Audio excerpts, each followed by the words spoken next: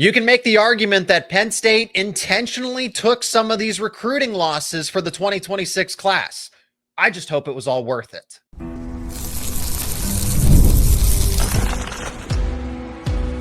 You are Locked On Nittany Lions, your daily podcast on the Penn State Nittany Lions. Part of the Locked On Podcast Network, your team every day. You are locked on to Penn State football and Penn State football recruiting. And thank you so much for making Locked On Nittany Lions your first listen and watch every single day, your daily source for all things Penn State sports. My name is Zach Seyko, and I'm your host of the show, credentialed media member for both Penn State football and Penn State wrestling. He is Pat Koerbler, Penn State football beat reporter for Shoe Diaries. Links to his work will be down in the description. Today's episode is brought to you by Monarch Money. Take control of your finances with Monarch Money. Use code LOCKEDONCollege at monarchmoney.com for 50% off your first year. Well, Pat, plenty to discuss, and some of these conversations I feel it's fair to rehash, especially with what we've seen on the 2026 recruiting trail. NIL is still an issue. We'll get to that towards the end of the show. National title or bust, because this is what is at stake here. And this is why I hope it was worth it. So, Pat, the floor is yours right here.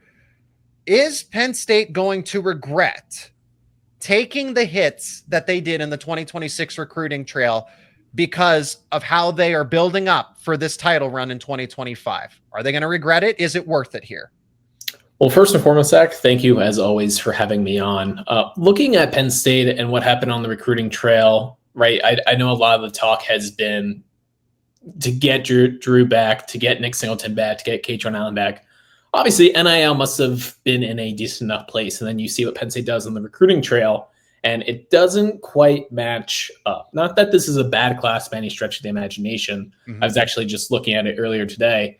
It doesn't have the Joey O'Briens, the Kari Adams, the Carter Meadows. We'll talk about a bunch of those guys, I'm sure, as we get into things. But it doesn't have the high-end five-star talent, but I think the depth is actually pretty good compared to the 2023 class, the 2024 class, 2025 class. I think there's an argument to be made that the depth in this class is just as good as it's been. Penn State's just missing on those top guys. And like you said, NIL is more likely than not a big reason for it. My issue with NIL discussions is I don't know if I fully believe a lot of the reporting that's out there. And I don't mean that as a slight to any the recruiting sites. I think NIL is just it's still just kind of shielded away what Penn State is actually playing their players, what Ohio State is playing their players, what Oregon is playing their players, right? Like if you talk to three different people, they will say three different things just because these colleges are being so secretive for obvious reasons, right? You don't want the country to know that Nick Singleton is only getting, I'm just throwing this out there, $500,000 because a school hears that, and Auburn hears that, and Alabama hears that, and it double it. Yeah. Yeah. So that's kind of where I'm at. Like it obviously seems, and maybe we can get into this, that when NIL came out, that Penn State recruiting wise was not going to play that game. I know Alan Zamitis, I believe, has said in the past, if I remember correctly, or maybe it was Kenny Sanders, that if a kid on his first visit is coming in and is making it known that NIL is the most important thing for him, probably not going to end up in Penn State's class. Penn State's probably not going to be interested. I do wonder now that NIL has been around for multiple years that, I don't know. I just think that if you talk to basically, right, if we took a general prospect in the 2026 class, what is the most important thing for them? Is it relationships? Is it culture? Is it proximity to home? Is it NIL? Yeah. I think NIL, right or wrong, is going to be the most important thing. So does Penn State have to change their strategy to get a Joey O'Brien to say, hey, we will make you the highest paid safety at Penn State, and we will pay you what we think that you are potentially capable of, rather than what they've done of get these guys on campus and then have them prove it. So kind of interested in your perspective there, just knowing, just basically as much as I do when it comes to this recruiting and NIL stuff. I mean, let's say this, that they definitely took a recruiting hit in 2026 because roster retention is expensive. Sure. Nicholas Singleton, you mentioned, but don't forget Drew Allar, fourth-year quarterback in college football and your third-year starter, passing up on a first-round selection in the NFL draft. Where that selection ended up being, he was a first-round prospect, whether that was top 10 or top 30. I think, in this draft cycle. So you got to pay to retain him. Singleton and Allen, 4 starting offensive linemen, guys on the defensive line that could have gone into the NFL draft. Zach Wheatley, I think, is forgotten about. KJ Winston moved on, but Zach Wheatley could have easily gone off to the NFL draft as well. So here's my question, and maybe it's just like, again, our lack of understanding of how this all works. And if we want to get into kind of how Penn State operates as far as, having a GM, like a lot of these schools, I know Andy Frank is the de facto GM, right? A lot of schools have brought in, since the NIL kind of period has started, they brought in like just personnel guys. Yeah. So like my question, I guess without me getting too long-winded, how does what Drew is being paid in 2025 impact what Joey O'Brien's being paid in 2026? Right? Like Drew's going to be off the books. Singleton's going to be off the books. Kaytron's going to be off the books. Wheatley's going to be off the books, right? All these guys are coming off the books. So why couldn't, and I know you brought me on the show to have these answers, and unfortunately I don't, but. No, it's the discussion. It's the debate. Yeah. It's the debate. So how do the 2025 guys impact guys that are going to be coming in? I guess that's my question, and where my disconnect is as far as NIL, because. That's a legit question. I have somewhat of an answer for it. It might not suffice to everybody. Yeah. You also have to pay them to commit. Upfront NIL money has been somewhat taboo for Penn State. And I know that they do it now. I have confirmation from sources that that's a thing now, but beforehand it wasn't. Initially, paying recruits up front for visits, that kind of thing. No, Penn State doesn't do that. You have to at this point. Yeah. You almost all but have to. So that is where the likes of Trevor Pena, Amari Campbell, those are very uncharacteristic moves for Penn State, or at least somewhat uncharacteristic, to go and play free agency in the transfer portal. And that was something that I thought we could hash out too. Why go get Trevor Pena at the, alleged price tag, if you will, but you pass up on Casey Concepcion when he was available in the transfer portal. Yeah. And apparently they have the same.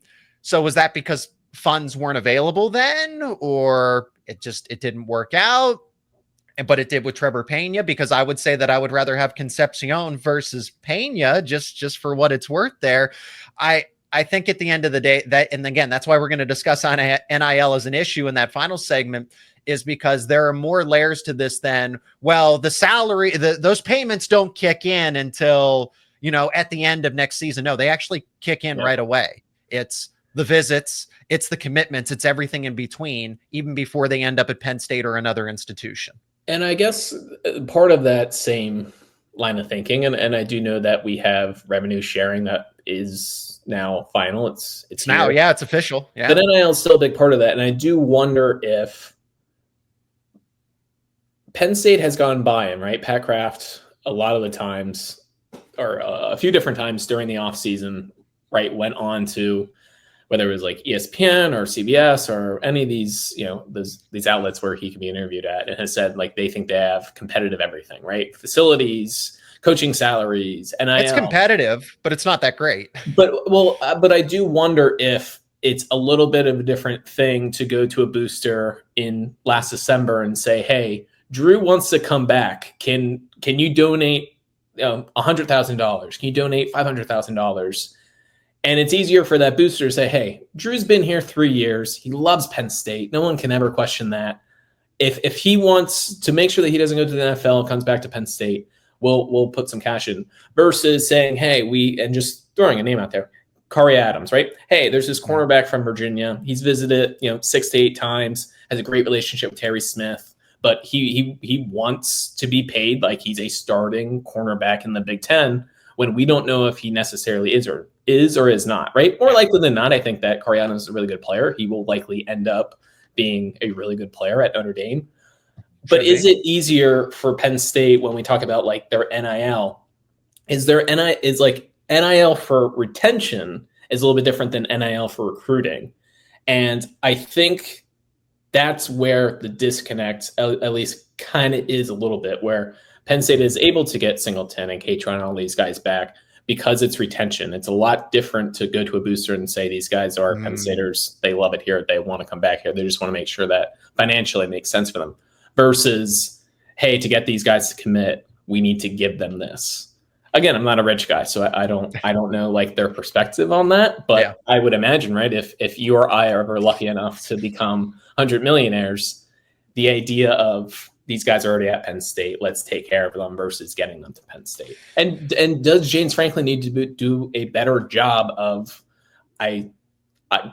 whether it should or, and I'm sorry, I'm rambling here, whether fundraising for NIL should or should not be James's job, I don't know the answer to. But unfortunately, that is where college football is at. He is going to be just as responsible as Pat Kraft and other administrative people in raising those NIL funds.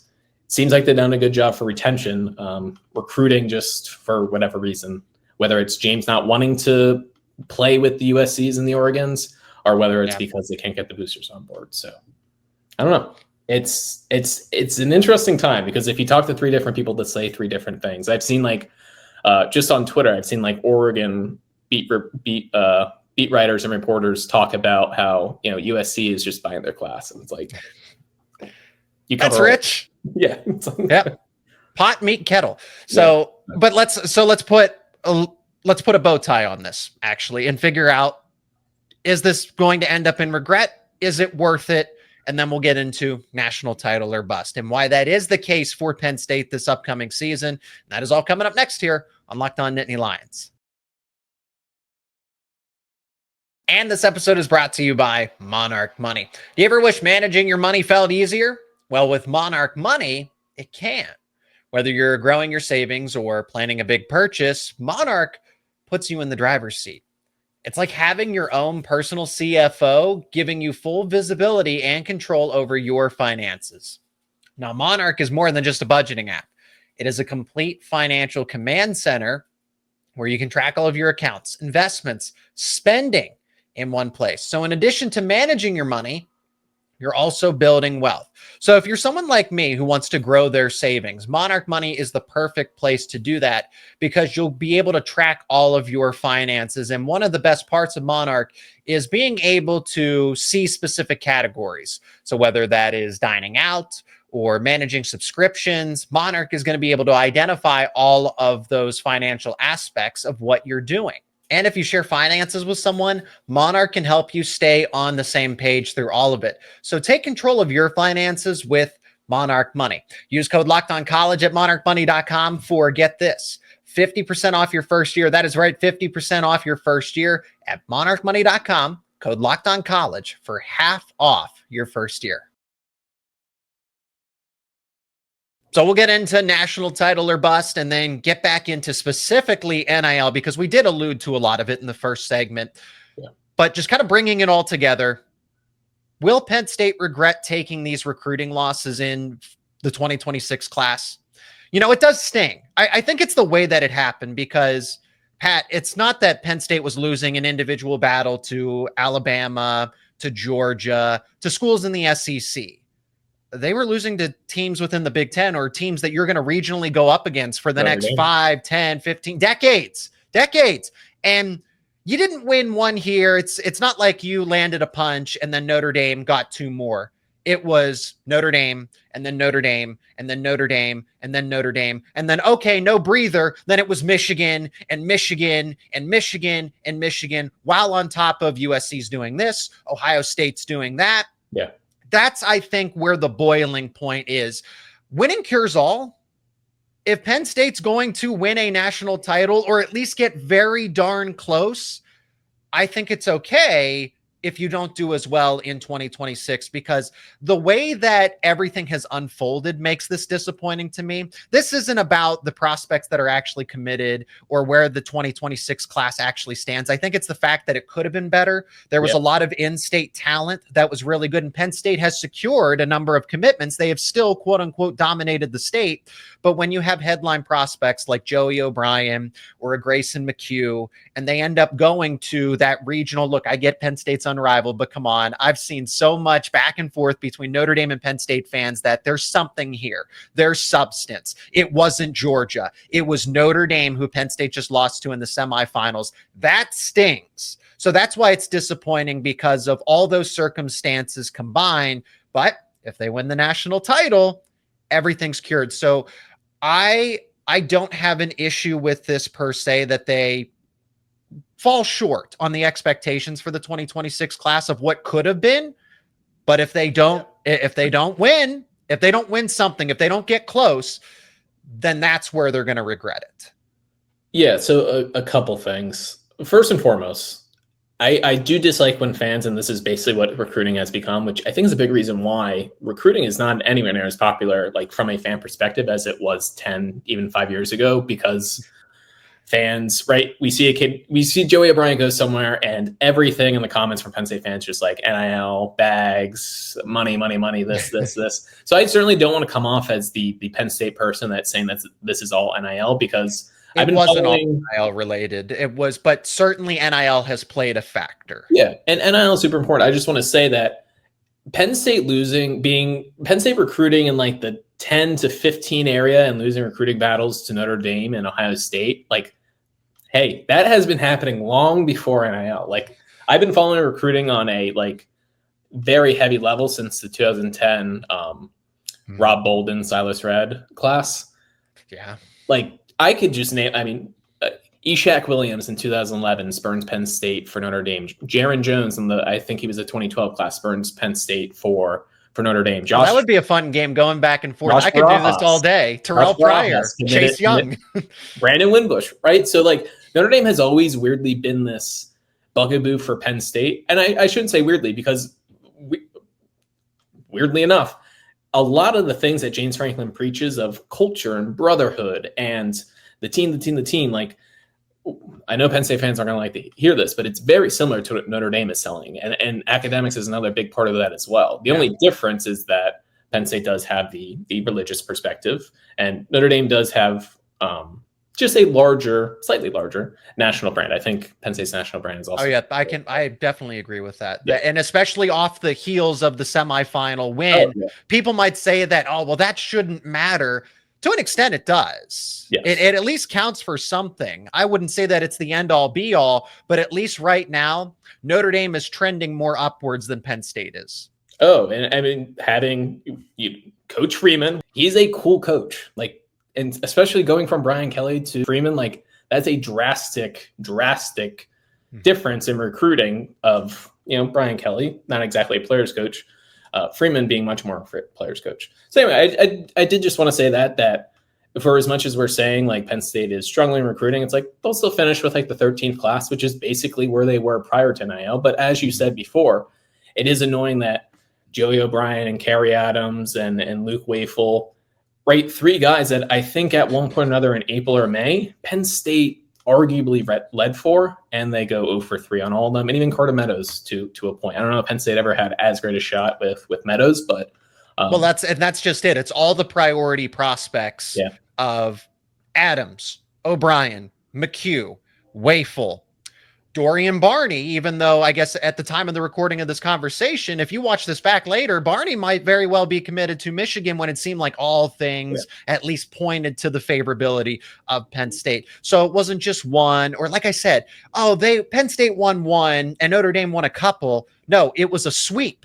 Yeah. And then it was another sweep by the same schools. And then on the side, Ohio State's still doing its thing. USC is on a generational recruiting run to an extent, just with the way this class has gone. So it's all of that combined. Let's tie that into national title or bust. Penn State should win a national title, or at least I think they need to get there.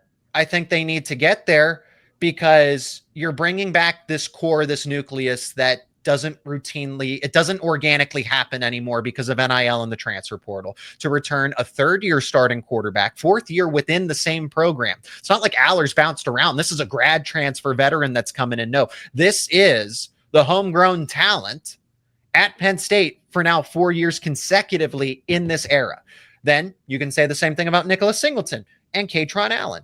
And then Dennis Sutton could have gone off to the NFL. So all the names that I named earlier in the show, what core is coming back like that for this season? Yeah. And we saw Ohio State did the same thing while adding a couple complementary parts. Now, Caleb Downs and Quinshon Judkins may have been better additions, but Penn State did the same thing with Trevor Pena and Amari Campbell, where they got those complementary players to the core that they were able to retain. Whatever your opinion is about Michigan, just generally speaking, they did the same thing when they won a national title. Whether that's clouded, whether you have a different type of judgment of how they got there, they still had the same building blocks that Penn State is mirroring, where you retain your quarterback, your running back, most of your staff is intact. You go and get Jim Knowles from Ohio State in this case.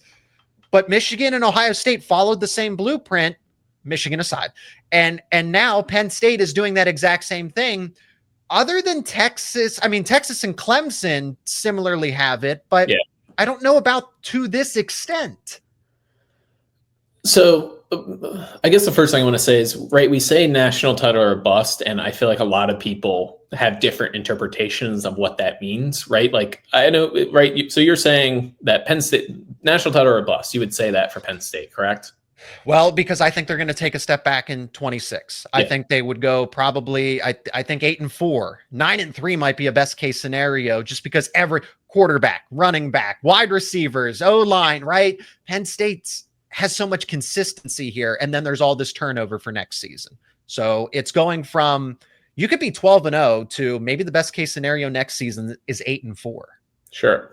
But right, so we say national title or bust, but that doesn't mean like, oh, if they don't win a national title, James Franklin should be fired and the program should be completely reset. No. It's just stating that this is Penn State's best opportunity. I mean, in a long time. I was going to say, I mean, I really thought that in 2017, they had a really, really good shot. I thought in 2023, I thought they had a really good shot. I thought that might have been the year.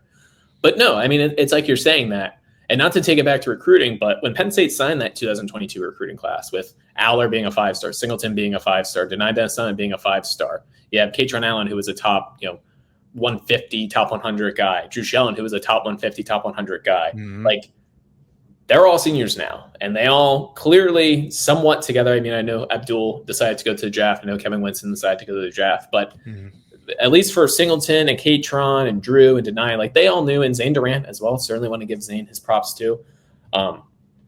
They all together decided to come back. And yeah, I mean, if you're Penn State, when are you ever going to have this opportunity again? I don't say that it's never going to happen again, but when can you predict it? When do you know you're going to have this set up again? And when you have that opportunity, as Penn State does, and they go out in the wide receiver transfer portal and they get 3 guys that should be improvements in the room, and you go and get Amari Campbell from North Carolina, and you get some help on the defensive line, and you go and you get King Mack, right? I think before this little recruiting stretch where they, like you said, got absolutely swept by whoever, Notre Dame, Michigan, Ohio State, USC, almost everything else for Penn State this offseason was great. I mean, you lose Tom Allen and you somehow replace him with Jim Knowles. You get all those guys to come back. You hit the transfer portal, I think, in the right way. Like, there weren't a ton of like major misses. You mentioned like Casey Concepcion.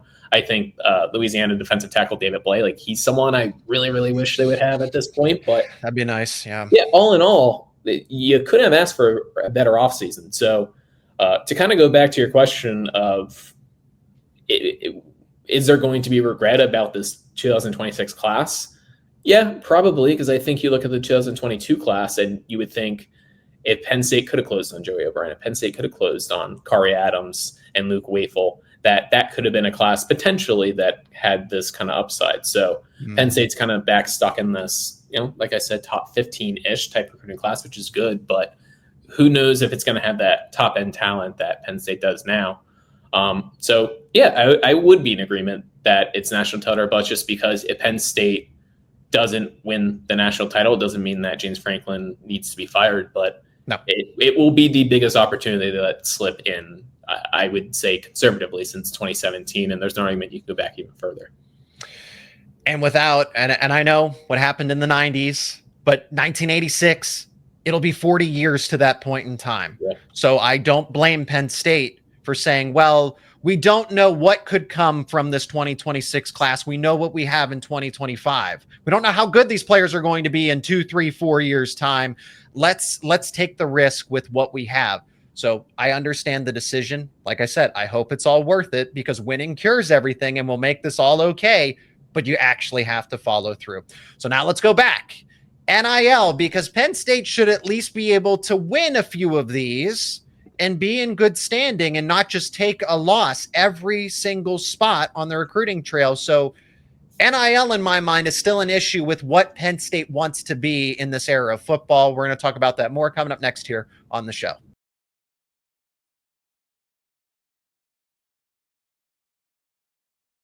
NIL is still an issue from the fact that if you're going to compete with Ohio State, Oregon, and USC, that's what you're going up against. And I'm not saying that Penn State has to be this financial powerhouse, but you have to be able to fend for yourself to some regard, some capacity. And if you ask people closer to the program that have a much better understanding that you and I will about Penn State's NIL, I'm not saying that I'm an expert here, but I'm going to cast my own judgment based on the information that I do know. And it's that yes, Penn State's NIL is still in better standing, but so is everybody else's. You're still not catching up to what Ohio State can do and what USC is now doing. And you can kind of forget about, well, Texas A&M, LSU, do you really want to get into a recruiting battle with them? That's why you don't see that typically with Penn State, because it's not really going to be fair to an extent. But Penn State will say, well, again, if those players are really after NIL and cashing in as best as they can, then they probably don't belong and they probably wouldn't want to be a Nittany Lion anyway. Okay, fine, that's fair, but you still have to be able to put up a fight in this era of NIL and the transfer portal. The reason for all of this is technically not even Penn State's fault to an extent. Has to do with the fact that they're in central Pennsylvania and it's State College. This was a point that was brought up to me, and I will always say this every single time, is Ohio State is centered in Columbus, Ohio. There are multiple Fortune 500 companies within walking distance of Ohio State. Okay, fine. Maybe a trip up the highway. So be it. But Penn State doesn't have that. There's not somebody in their backyard that says, hey, we need X amount of millions of dollars. Can you come through? And it's difficult to build those relationships when Philadelphia is 3-4 hours away. Pittsburgh is 3 hours away. Whereas in Columbus, you're in this mega donation center if you know how to build those relationships. So for Penn State, it is an uphill battle simply because of proximity. Yeah, no, definitely. I mean, State College, as much as I mean, I know you love State College, I love State College, it does have its downsides, even prior to the NIL, right? The idea of if you're from North Carolina, if you're from Tennessee, it can be a hard place to get to. If you're from upstate New York, it's not the easiest place to get to. Whereas if you're going to Texas, right? If you're a Philly kid, you're going to Texas, you can fly to Austin, you can fly to Columbus, you can fly to Detroit, which is, I believe, about 30 minutes away from Ann Arbor. Penn State and State College doesn't have that, and we're kind of seeing it with NIL as well because, I mean, right, Penn State has like a ton of graduates, like everywhere, very successful people. Like you can look up those, right, like most CEOs, like Penn State's always on the list and stuff like that. If you go to New York and you go into any office and you just scream "We Are," you will probably get like 6 or 7 people saying Penn State, like, right, largest alumni network. Like the money is out there, but I think you do raise a good point of it's much easier to be in the weeds of it when you are literally living in the weeds of a Columbus, where Ohio State football is everywhere. There's no way to get around it. Whereas, right, most Penn State graduates, Los Angeles, USC, UCLA, same thing. And for Penn State, when people graduate, more likely than not, like you said, they're going to Pittsburgh, they're going to Philly, they're going to Boston, they're going to New York. They're not staying local to State College, and you do kind of lose those ties. So the person that, when they were 22 years old, lived and breathed and died with Penn State football, now he's 42, he's living in Boston, he's making $2.5 million, but he doesn't have that connection to the program that he once did, that Ohio State fans can sometimes have a little bit more of, just because they graduate from Ohio State and then they move 2 blocks down the street to somewhere in Columbus and they stay there. So yeah, I mean, that's certainly a part of it. I just think it's kind of like I said at the beginning. I have trouble having these NIL conversations because you ask however many different people and you will get a different answer on where Penn State is with NIL. Yeah. Some say it's good, some say it's bad. There's also the part of like, this is fundraising, but it's fundraising without a cap, right? So like the stadium renovation, right? They need to hit a certain number. So, hey, we're hitting these goals. With NIL, there is like, of course there's an ideal number to hit, but it's always going to be chasing that 60 million, 70 million, 80 million, right? Whatever it is. So you almost don't want boosters to get comfortable. You never want to tell your clientele, hey, we actually don't need any money right now. We're in a really good spot with NIL. I can tell you that is not what USC is telling their boosters. That's not what Oregon is telling their boosters. That's not what LSU is telling their boosters. There's always this chase that we need more and more and more and more. If you want to win, look at what BYU is doing. BYU of all places. So that's that's my thing. I just wonder where the problem actually lies. Is it Penn State boosters just flat out don't want to donate to NIL? Donate as much? Yeah. Is it a messaging issue from the Penn State administration? Is it a messaging issue from James Franklin, who, right, I don't think is the biggest fan of, like every other college football coach, is not the biggest fan of how all this is playing out right now. Does James want to play that game? So I don't know. There's it's why these conversations can be so confounding about NIL, because there's so many different avenues that you can look at, and it's just one of those spots that we don't have a clear, defined reason. I think it's a combination of all of them. Honestly, you laid out some very good points that Penn State is paying for other projects. Imagine if they said, hey, we're going to create an NIL fund to boost football, basketball, wrestling, hockey, etc. All of the other Olympic sports that need attention. Volleyball, just as fresh off of an NCAA championship. This isn't a small project. This is a $700 million stadium. So imagine if you coordinated with the alumni or people that were some of your biggest donors to support those roster initiatives. Maybe we're having a completely different conversation. So I think timing's a matter of it. Penn State was behind the 8 ball. They at least caught up to where they thought they needed to be, but then everybody else moved the bar forward. And that's where Penn State's still behind. Because again, if you want to be in the same category as Ohio State, Oregon, now BYU, for what it is worth, even Penn State is still lacking.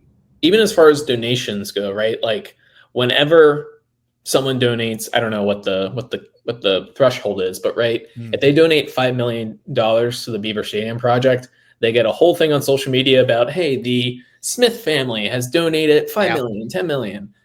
That doesn't happen with, oh, I just donated $5 million to NIL, right? If Gavin McKenna comes to Penn State, whoever is the reason for him coming to Penn State, right? Whoever is that NIL booster, he's not going to get a shout out. Guy Gadowski isn't going to step out into the press conference and say thank you to Joe Smith for helping us land Gavin McKenna, right? Right. So that's like another part of it, that if people are going to donate a lot of money, they're going to donate in the millions. It's human nature to want to get recognition for that, and NIL it's kind of like a Batman type thing. You're doing your work in the shadows, and there's not going to necessarily be the thank yous and the adulation from the public because you keep it private. Well, I wouldn't call, I guess it is Gotham City to an extent with the way that was the whole point of the settlement and everything else. So we'll see how, because the salary, there is no salary cap, and it's only going to get more and more like the Wild Wild West unless somebody intervenes. And at least it seems like someone's trying to intervene. Let's cap it there. Let's cap it there. And definitely a lot of follow-up conversations we can have to all of that. That is going to do it for this edition of Locked On Nittany Lions. Pat Koerbler from Shoe Diaries helping me out here on the show, talking all things, Penn State in the offseason. Things are good. They're in good standing, but they always can be better. And especially, again, when you want to be in that tier 1, this is the kind of expectations that you have. Links to Pat's work will be all down in the description. I highly encourage you to check them out. Thank you to the everydayers out there for making us a part of your regular routine. And if you're not an everydayer, become one. Subscribe to the YouTube channel and wherever you get your podcast to keep up with all things Locked On Nittany Lions and your favorite Penn State sports teams. Pat, really appreciate the time as always, and can't wait for the next time we get to have an in-depth, debatable conversation like this around Penn State football, NIL, and so much more. Yes. Awesome, Zach. Thank you as always. And looking forward to actual football conversations, actual games in the football season coming up. So thank you for having me on. Appreciate it as always.